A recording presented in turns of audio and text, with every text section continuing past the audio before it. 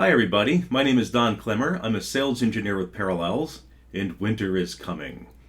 Essentially what we're talking about is unforeseen events happen, or sometimes perhaps even they're foreseen events. We know something's going to happen, we're just maybe not sure exactly what or when. But we know that our employees are going to need to be able to work from home from time to time. And maybe not just home, they need to be able to work from anywhere, from any place, and connect from who knows what kind of device. And we need to make sure that they can remain productive during these events. And that's really what remote work is about, right? It's not just COVID, it's so much more than that. And I want to talk about how Parallels Remote Application Server, or RAS, would be a great fit and a great way to enable remote work for you, for your workforce. And I'm not just going to kill you with PowerPoint here. I actually want to take you through a live demo, and then of course we'll wrap up with some Q&A and some next steps and how to kind of test it out and give some more information if you're interested. And as for the Q&A part, you don't have to save it all the way up to the end. You can use the chat window and ask questions as we go along. So if you want to save it up, sure, but if you think of it as you go along, just go ahead and type it in right then as you think of it. So really this isn't news to anybody. You know, we've all been reading the articles about remote work, and we've seen that research shows that a lot of people are expecting not to ever be back in the office full time.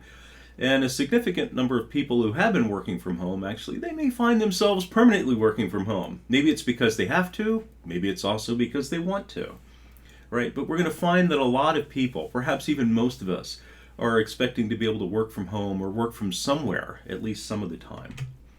Right? And again, it's not just the COVID pandemic, right? We have winter storms that come through.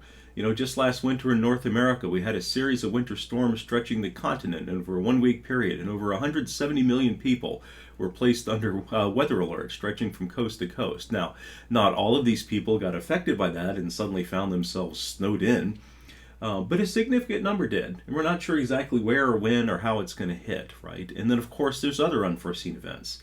You know, Last June, winter down in Australia, summer in North America, Sydney went into a lockdown, right? 25 million people suddenly were told, yep, guess what? You're locked down. So you never know when something's going to happen that's going to force that number of people that we know are kind of going to be sort of working from home to maybe everybody's going to be working from home for a short period of time. And we need to be able to deal with that, of course, right? So we need to be flexible and have a plan and try to deal with it up front before it actually happens.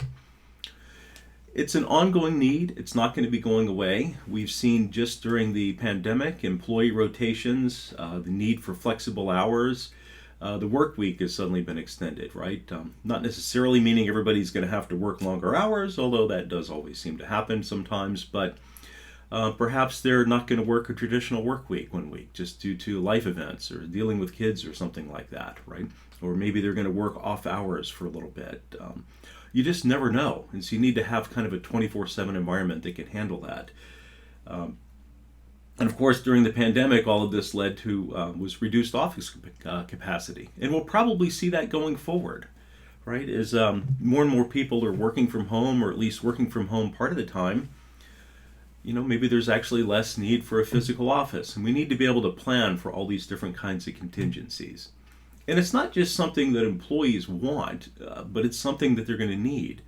A lot of people now have gotten used to working from home, right? And so if you want to have people actually be happy, you're going to have to provide that option for at least some of the time. So if you want to be able to hire new people, yeah, we've got a work from home or a work from anywhere option. And when they're happy employees, they're more productive because, you know, just because, but also because they can work from anywhere they want. So it's not just like, well, if they're not in the office, they're not doing anything. Well, guess what? They could be visiting grandma and still being productive, right? And all of this adds to higher employee satisfaction, and another important piece is employee retention, right? Hiring and training and getting new people integrated into a workforce is challenging in the best of times, right? So why look at a virtualization solution or remote app virtualization or desktop virtualization solution? All these words are kind of interchangeable depending on exactly how it is you're trying to do things. I guess the way I look at it is by this point in time, everybody that's still in business has figured out something. Right? It may not have been great, but they figured out something to deal with so that their employees could keep working during the lockdown. But maybe that wasn't the best thing. right? We had to implement something in a hurry. We just had to get something done and ready so that we could deal with this instantly. But now that we had a chance to kind of step back and take our breath and the environment's changing again, is that really the best solution, what we put in? Maybe it's too expensive. Maybe it's too difficult to manage over the long haul. Maybe it doesn't have the user experience that our end users like, and they're willing to kind of put up with that when they had to, but now they're thinking, I don't have to. There's some other options out there, other places I could go, or whatever. There's got to be a better way. And because of all of that, it's a good time to kind of reevaluate the solutions and see, is this something that we can afford and maintain and keep going over the long haul? Because remote work isn't going anywhere, right? We've seen the benefits of this, right? A 24/7 business. A lot of people jumped into the cloud. Maybe we don't want to stay there permanently, but it was really great because it was the only option that we had, and we were able to burst our compute workforce there instead of having to wait on new physical hardware to show up.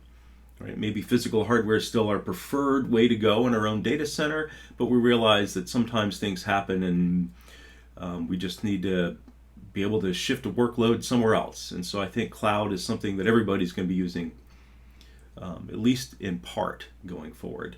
And then now that we have everybody working from home, we got to worry about data security, right? We're trying to meet market demands. All of this that we're trying to be able to compute or do is necessary. And then we're going to be asking again, is the solution that we have kind of for the long haul? And that's really why I want to talk about Parallels Remote Application Server. In case you haven't heard of Parallels before, we're a global company. We're in over 140 countries with over 5,000 channel partners. Over 20% of the Fortune 500 uses Parallels, and we have a much bigger presence than that, of course, around the world, selling to over 7 million individuals and 50,000 plus businesses.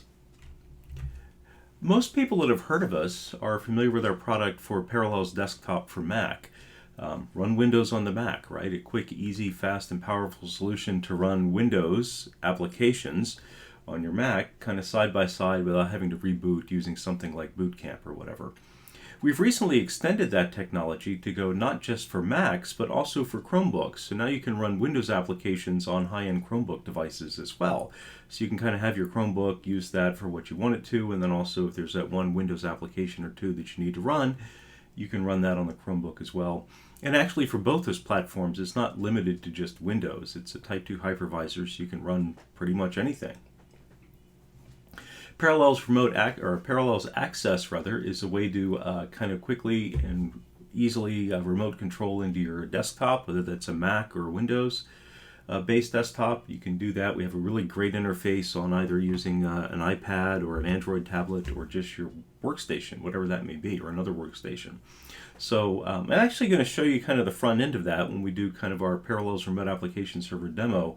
I'll launch some applications from an iPad and you can kind of see how it works because it's using the same technology as Parallels Access. And then of course we've got our Parallels Mac Management and then Parallels Toolbox for both Windows and Mac. It's a very powerful set of tools that you can use for quick things, whether it's kind of do a screen recording, download a video from the internet. Great one would be to put your desktop or you're into presentation mode, and that way you're not getting all sorts of alerts and pop-ups when you're, doing a demonstration, right? So that's kind of the product portfolio that we have.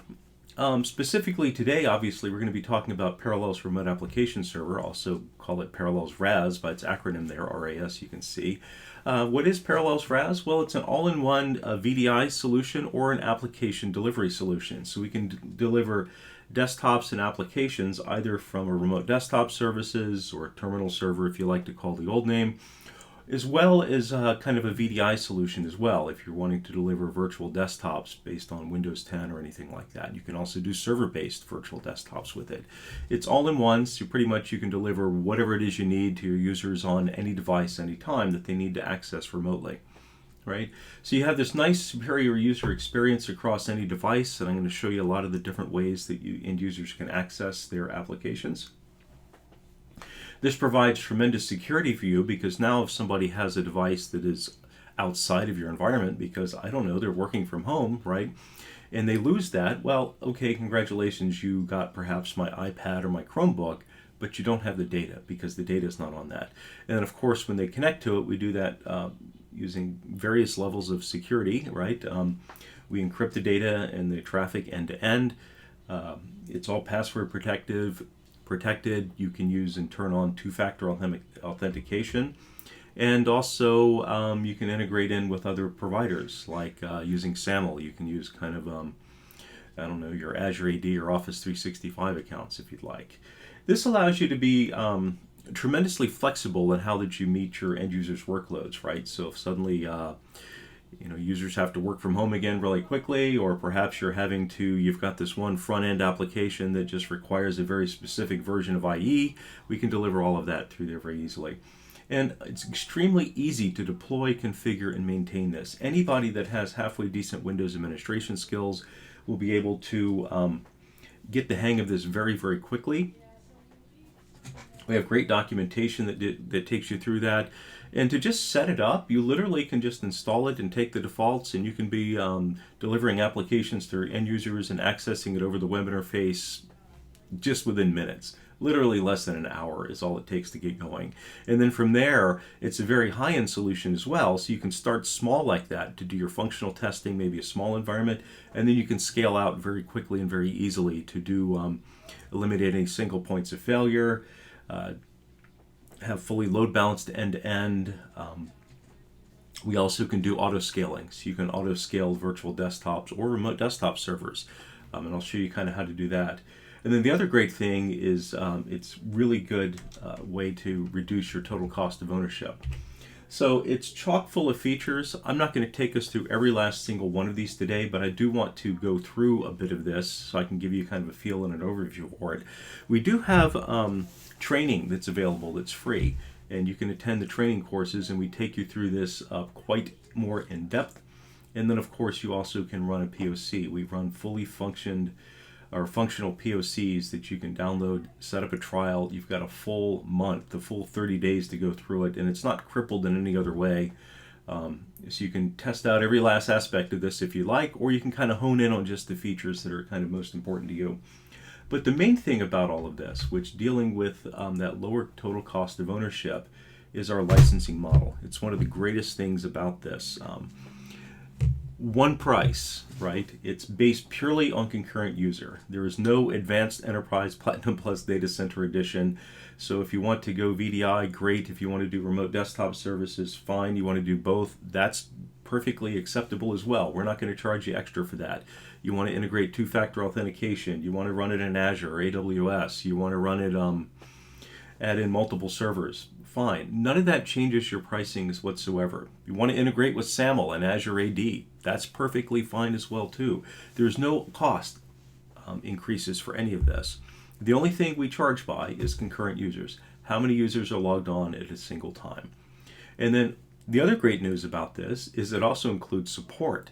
So full 24/7 support is included as well without any additional costs and upgrades. So whenever we release a new version of the product, you can go to the latest and greatest as soon as you're ready. Okay, so that's enough of me kind of talking and doing this. I promised you a demo. Let's go ahead and get into that. Now, Parallels RAS is a very feature-rich solution.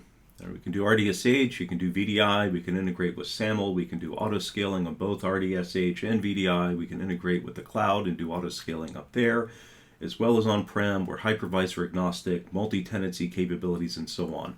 Far more than I could ever get into today. I just don't have enough time, unfortunately. So I picked a few things that I would like to show you off that are very cool. And I'm going to start with the session management overview, how we can manage remote sessions and get a lot of data and information out of them, just so we can kind of understand what the end user experience is looking like. Working from home, one of the quick and down and dirty and easy ways, of course, was just to have some sort of device and then remote control your PC that's already in the office. We can do that, and we actually have a capability for self-service remote PCs where end users can actually kind of set that up with your permissions, of course, on their own. So it takes some of the administrative workload off. And actually pervasive throughout this, and I think you'll see this during the entire demo, one of the great features about Parallels Remote Application Server is just the ease of administration. There's really not a very steep learning curve. Anybody that's got halfway decent Windows administration skills can pick this up very quick. And going back to the cloud, we also can integrate with Azure Virtual Desktop, which is the new name that Microsoft gave Windows Virtual Desktop, but it's an Azure exclusive thing, but we can integrate with that as well. And then dynamic session resolution is a very and accelerated file retrieval. Both are very cool things that we've done to make the end user experience really kind of special.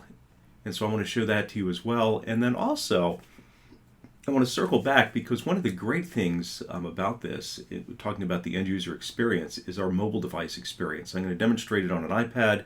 It does work with an Android device or any other tablet or phone like that as well. I've in the Apple or Android world.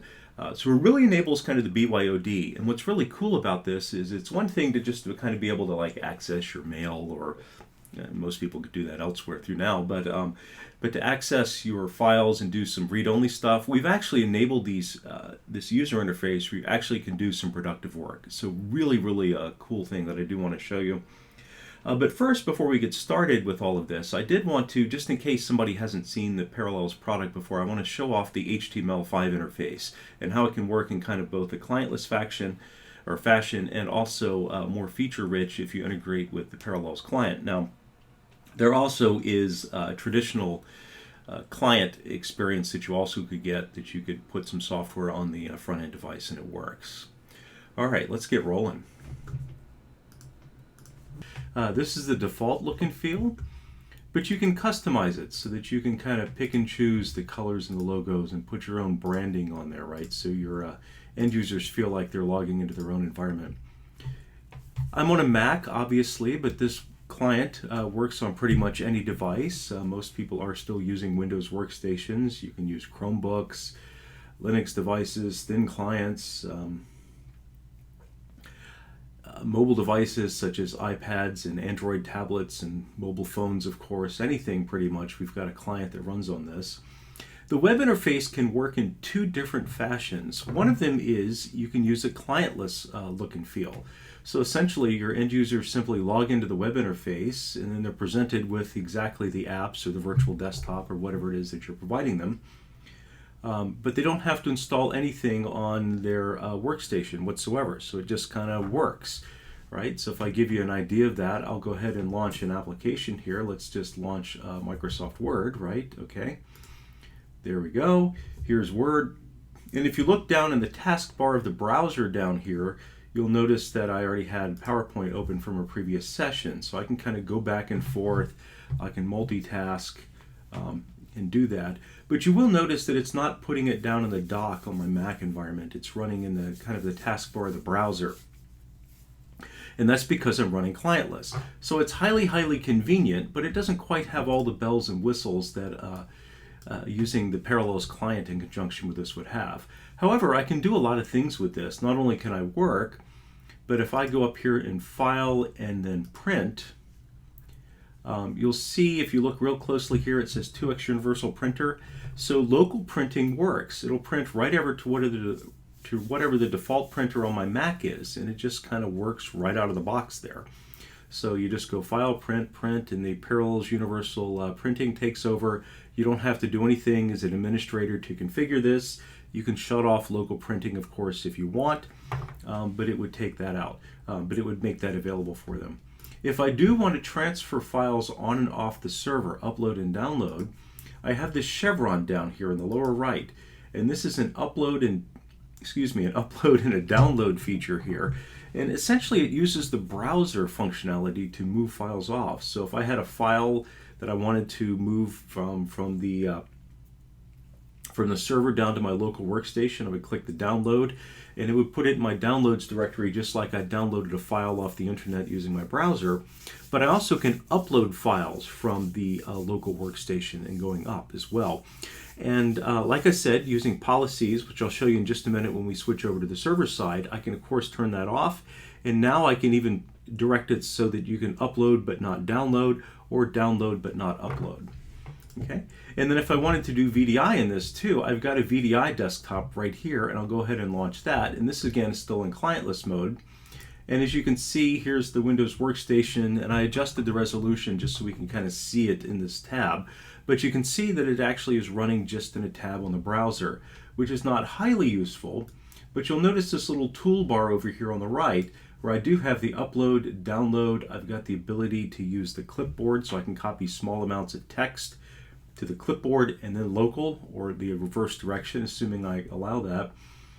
And then right here is the full screen mode, and I click that, and then suddenly I have a full screen Windows desktop that just works, and I can do with it whatever I want. But at the end of the day, I am still just running in a tab in the browser. Okay. Now, if I switch modes here, there is also a piece of software called the Parallels client, and you'll see me kind of access that as I go through some other pieces of the demo. But you can use that in conjunction with the browser. So the very first time I log in, the Parallels web interface will prompt the end user to download the software for the client. It's going to feel like a browser plugin to them. It's not, but it'll feel like it. They'll download it, they'll go next, next, next, and then close it. You don't have to do any configuration. It just needs to be present on the system. And then when I'll go ahead and launch apps, like I'll just launch Excel this time, okay, ready? And there we go. This time it breaks it out of the browser. So I can actually minimize the browser, and I now have a seamless Excel interface, right? It's in its own window that I can move around and do things. And you notice up here, it's actually the Windows version of Excel. I'm not running the Mac version of Excel and putting a fast one on you. I'm actually streaming a Windows version of Excel to my Macintosh, okay?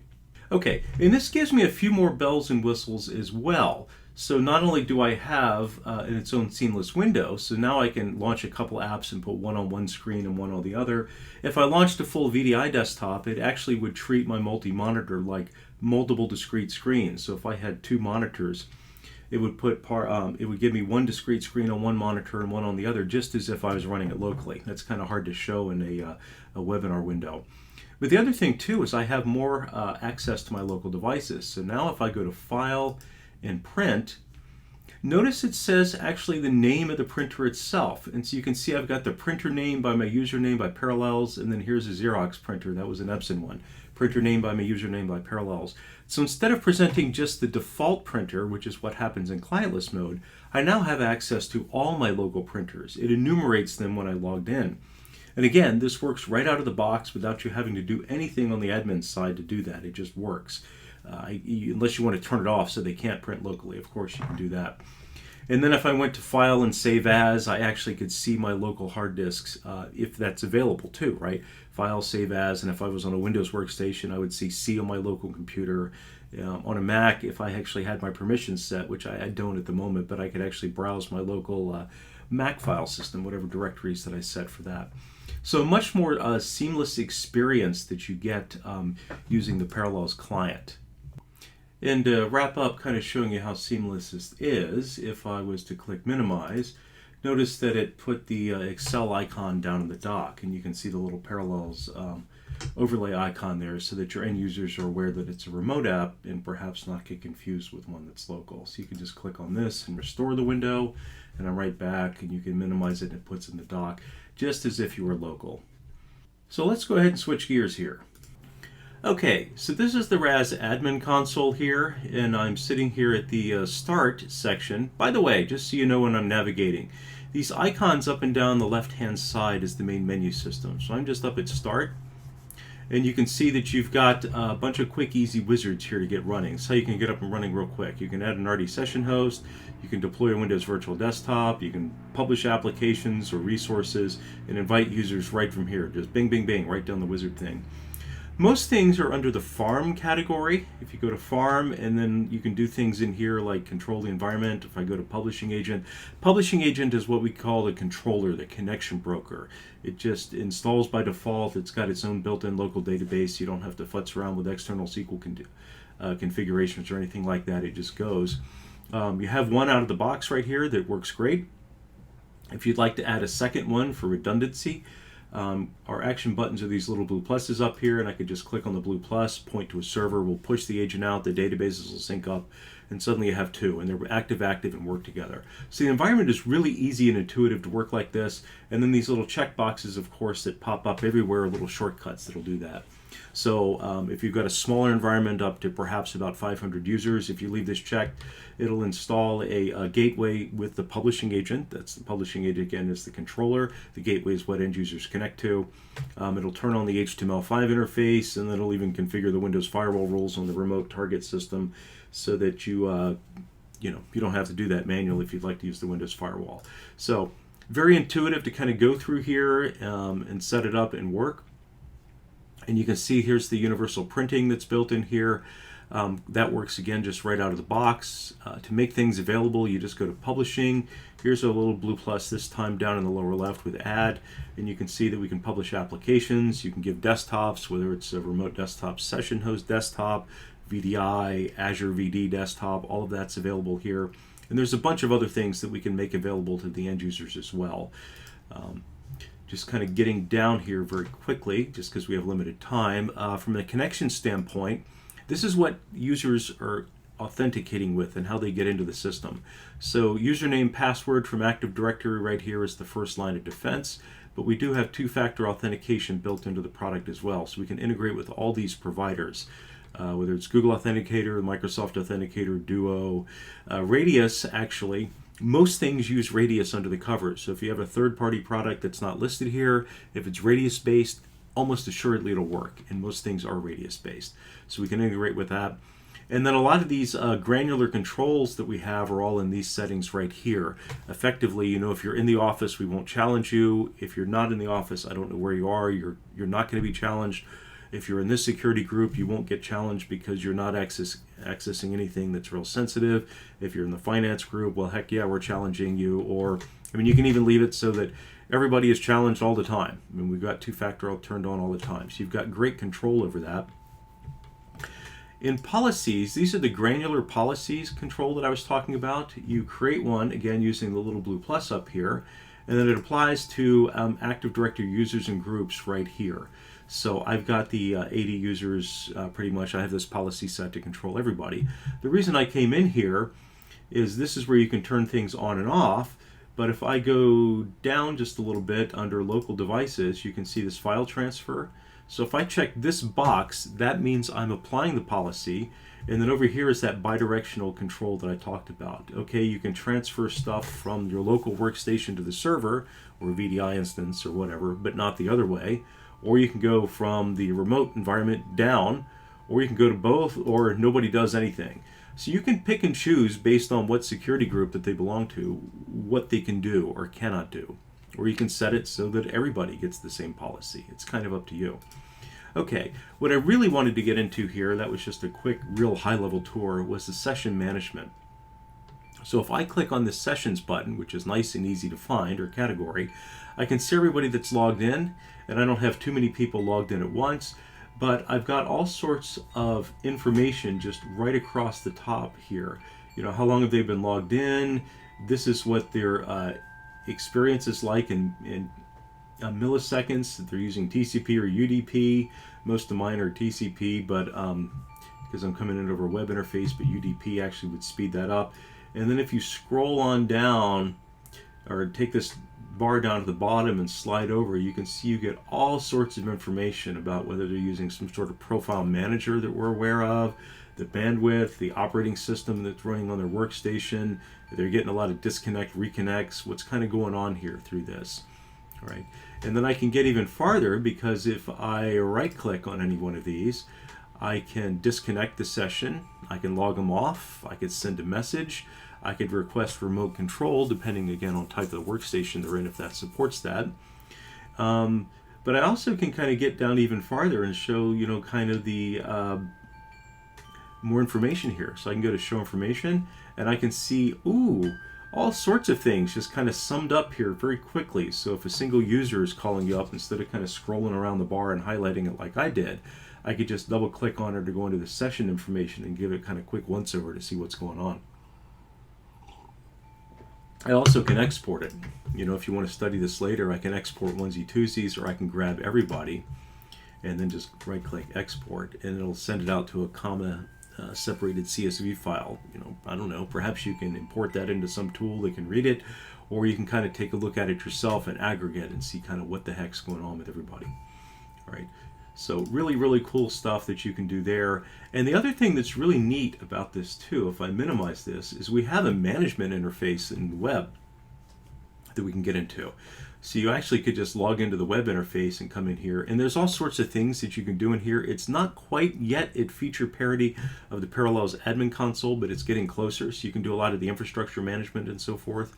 But just real quick, you could log in and go into sessions, and then here's all those sessions too, and then I can do pretty much everything that I was doing before in here to see what's going on, right, in terms of their environment.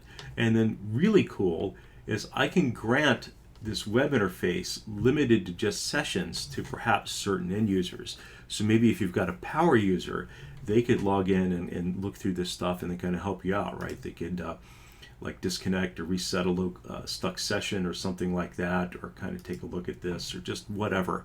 And furthermore, and this is something that not many people do, I can effectively do this by department. So if you got a power user in like the accounting department, I could maybe help them, draft them to kind of help me out, right? Okay, you can do some session management, but only for your department, right? I don't want you messing around with HR or anything. But for all you accountants, yeah, you can kind of run with it and help those guys out or something like that. So very, very cool things that you can do here in terms of session management. Okay, so let's shift gears here and we'll talk about the self-service remote PC. The first thing you want to do is create some integration with your mail server, which you can do within RAS, so administration and then mailbox.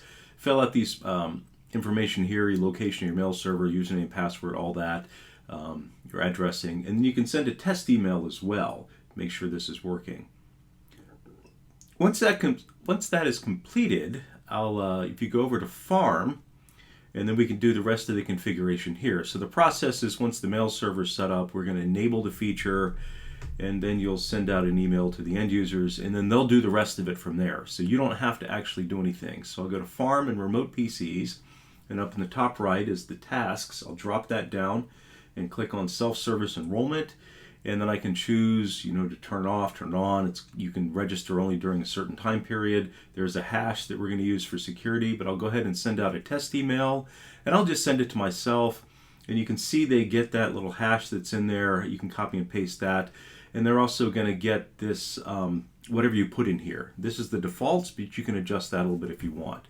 Okay, so I went ahead and clicked send, and it went ahead and sent it. So let me go ahead and get out of this, and then I'll show you what the email actually looks like for the end users. So this is it. Obviously, I didn't modify it at all, but you click on that download installer. That'll put the agent on it, and then you run that command below. So you'd open up a command prompt or a PowerShell or something. So you do this on your remote PC. So this is the PC that I should be working on at work, and I'm just going to go ahead, and if I clicked on that link, it would start the download, and then it would download the installer for me. So there it is, and once that gets downloaded and it's on my system, I don't have to interact with it directly. I just do a copy paste. So like I said, a command prompt. I'm just going to use PowerShell here. Just go into PowerShell and paste. One thing you probably do want to do though is make sure that you're in the right directory, right? So if the downloads isn't in the pathing directory for Windows, it won't know what you're talking about. So you need to switch over to that directory, and the code is, the installer is actually there. So I'll go ahead and paste that installer and then run it. And this just kind of happens. The end user doesn't have to do anything else once this starts going, right? So it runs, it adds the agent, it registers it, it sets the permission within Parallels RAS, and we're good. And this is, again, all based on the security stuff that you did earlier in that hash. So not just anybody could do this. Okay, let's go ahead and see what it looks like. So I'll go back to my Mac. Let's pretend I'm working at home. I've already logged into Parallels. I've got some apps that were available to me, but I want to remote control my PC, so I'll do a refresh, and it's available for me because I ran that. And then I just go ahead and launch this, just like I would anything else. And here we go. I'm logging into my home PC from here. There it is. All right, so like I said, very easy, pretty straightforward. You can control whether they can or can't do that, and you can in fact see that I am on my Mac. I'm not just cheating you and showing you a different screen here. Okay, so let me log out of this so I don't forget later, and then let's shift gears again, and we'll take a look at the Azure Virtual Desktop. So I've already done a lot of the back-end work on the Azure and creating the integration and publishing this. I just wanted to show you kind of the end user experience because that's about all we have time for today. There's more information, like I said, training on the advanced training, and obviously on our website, videos and things of that nature.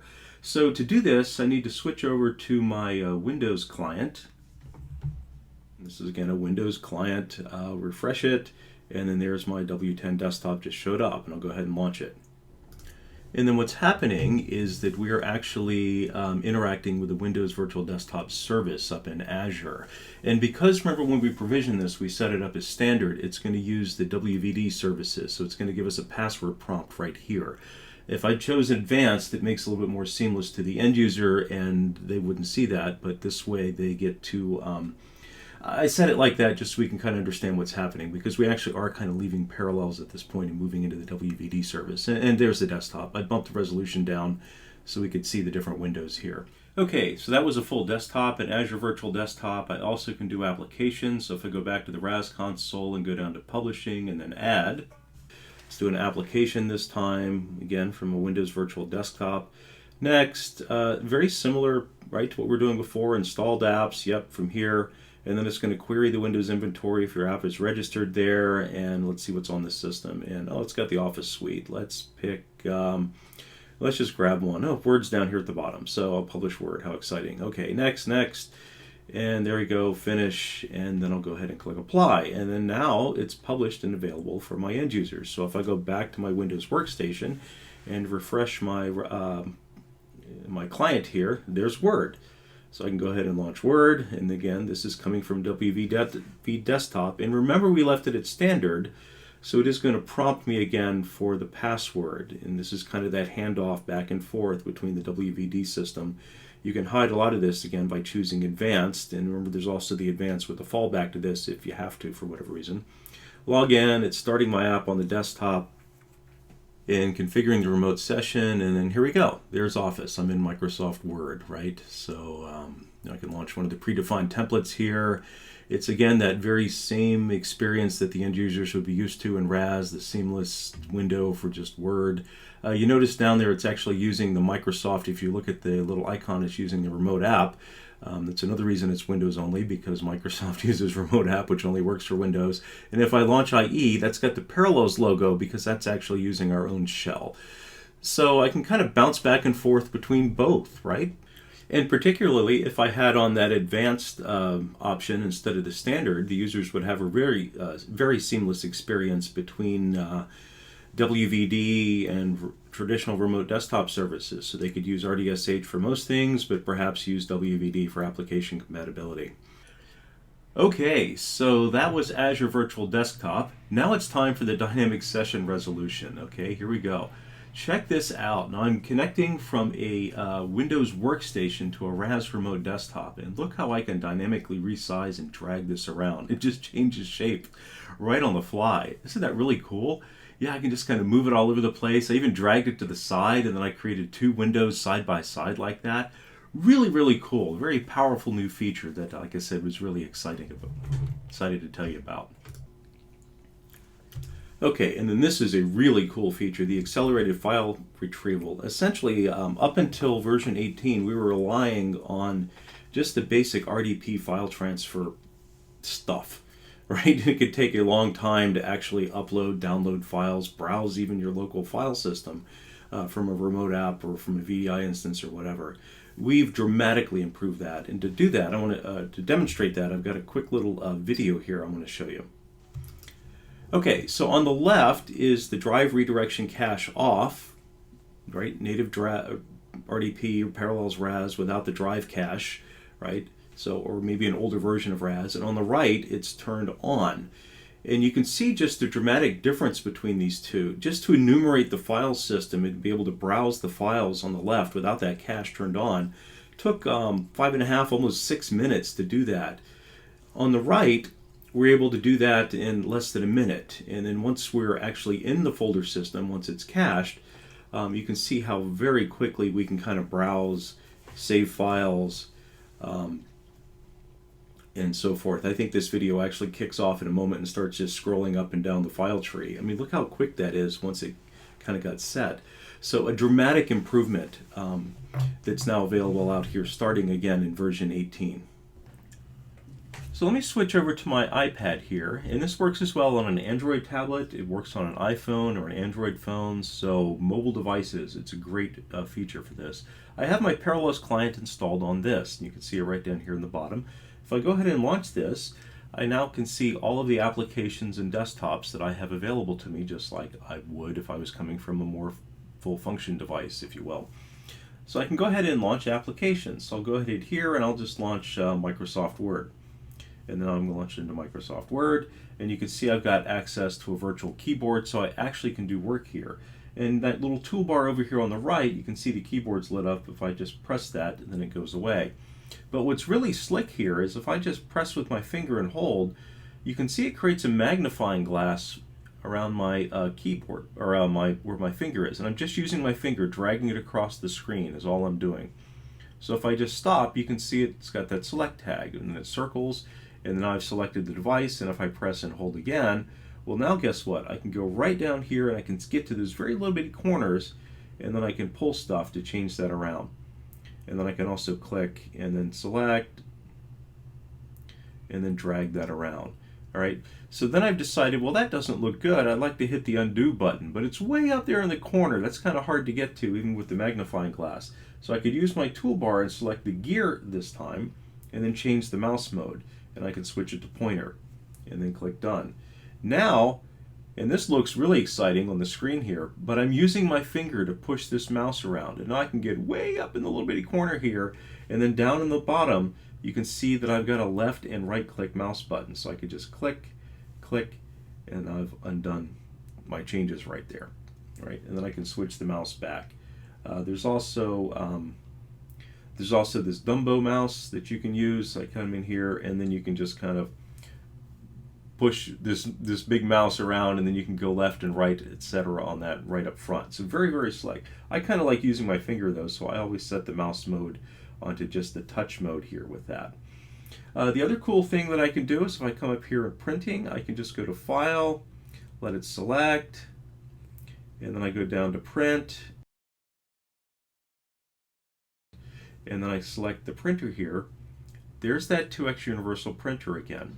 All right. If I had Apple AirPrint set up on this, it would actually print and come right out my keyboard, or right out my printer rather, not my keyboard, but it would come right out that. So very, very cool that I can do. And then if I want to multitask, well, I can come back over here to my toolbar, click on this icon right there, and when I click on that, I can go to my launcher and I can choose another application. And so, here's Microsoft Excel that I just launched, right? So now I'm into Excel, and then if I was to click on that again, I can switch back and forth between Word, and you can see in Word I actually had 2 documents open. So I can go multitasking back and forth. I also can switch back over to my iPad. So very, very powerful feature that you can use here with your end users. And that wraps up our demo today. I hope you've seen that we can provide a really brilliant experience for the end users working from literally any device and from anywhere that they'd like. And they can do this and access anything that you want to provide them, whether you're running this on-prem, in the cloud, a hybrid of both. If you're doing a full VDI desktop or just applications, we can provide all of that within a single solution with no extra cost, no matter which direction you'd like to go. And the other thing always to keep in mind about implementing this type of solution is it does reduce the risk of your data loss, right? If an end user is out there and they've got an iPad and they lose their iPad or it gets stolen, or an Android tablet or whatever, well, congratulations, you've got my tablet, but you don't have my data. It's secure and it's back in the data center. So it enables your end users to work from anywhere. It kind of lowers the risk for you guys because we're really just sending screen scrapes across the wire, right? That's it. Not data, and unless you want them to be able to transfer data. Of course, we can do that too. Okay, and if you'd like some more information, here's where you can kind of get that. There's additional learning, additional resources on that. We also offer a free trial. You get a free 30-day trial. You can run that on-prem. You can also run it in the cloud, in Azure and Amazon Web Services. And it's not limited or crippled in any way other than it's 30 days and 50 users, but it's a completely full-featured trial. So I encourage you to take a look at that as well. And with that, that's all I had today. So thank you all so much for attending. Hope you all have a great day. Goodbye, everybody.